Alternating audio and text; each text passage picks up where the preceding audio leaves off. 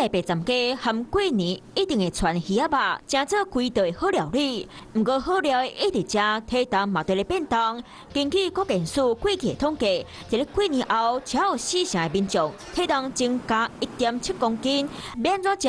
营养师有小撇步来甲你教。吃年菜的里面啊，其实确实像就是有一些小技巧我们可以采用。一开始呢，我们可以先吃一点蔬菜，然后或者是我们喝一些汤，让我们的胃里面已经有一些食物，然后垫肚子。那蔬菜量先吃的话呢，其实我们会增加饱足感，不会因为就是可能一开始吃很多很重口味的东西，所以就是一直吃越吃越多。营养师嘛讲，一般的年菜大多数拢是煎的，口味较重，看起来好食，阁有过年的气氛。不过爱知影几招，亲像较油，菜爱掺较济，降低卡路里，身体较袂有负担。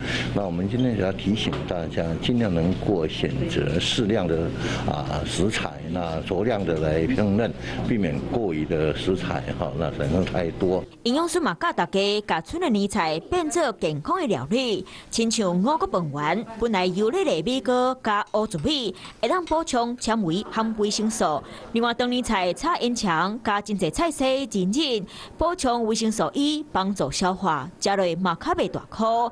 个本来遐肉丁饭，掺一撮牛奶制品，互你补钙质。甲食春的年菜做一撮变化，买当真做健康的好食物。Hello， 我是叶明。想要看到更多更及时的新闻内容，请订阅华视新闻的 YouTube 频道，并且按赞、开启小铃铛。